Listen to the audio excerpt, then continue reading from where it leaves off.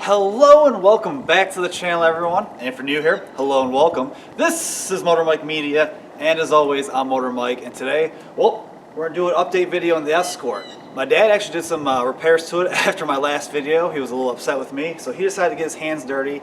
He replaced a nice hose, and hopefully it's supposed to fix his vehicle, so let's go for a drive. Alright guys, so the hose my dad replaced was the PVC hose. And he actually noticed when he went in there, like I said, my uncle did his little repairs, but that hose that connects everything was actually melted. So my dad replaced it, so let's start it up and see how it runs. And on startup, pretty good. My RPMs didn't even go past 2,000 that time. Before, like I said, my RPMs would go up to 3,500, which is really bad. And sitting here, it's idling totally fine. Obviously, it's very, very cold today, but let's take it out for a little drive. All right, so driving the Escort now. And like I said, my dad replaced that PVC hose, and it's running really good right now. Right now, the RPMs are staying steady.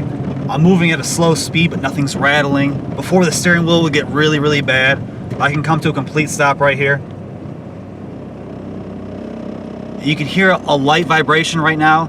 All these cars vibrate in general, right from the factory. But right now, the steering wheel's not vibrating out of my hands. It's just a light rattle, and it is very, very cold today, and nothing's warmed up.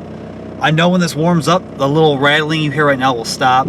But overall, I'm very pleased with the fix.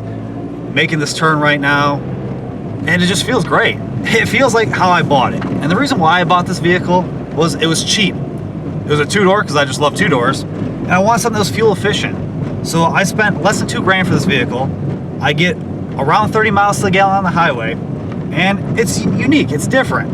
And yes, it's cost us a little money to fix that, put new tires on it and stuff, but so far, I'm really happy. But I still don't know, should I keep it or sell it? Maybe we'll have to look at some options and see what's best for me. But let's get back to the garage now. Alright guys, so just a few simple fixes, and the Escort's actually running pretty good right now. But I'm left with a dilemma. Should I keep it and use it as my daily driver, or get rid of it and replace it with something else? And that something else is potentially this Prelude. I love Preludes. They're a cool 90s, early 2000s Honda. You got VTEC, so more power than the Escort. Handles a little bit better and a little bit cooler styling. But I want to know what you guys think. And if you haven't already and you want to, please check out my channel. I keep trying to give you guys more and more content. I talk about cars, trucks, crossovers, and SUVs, combustion engines, and EVs. A little bit of everything.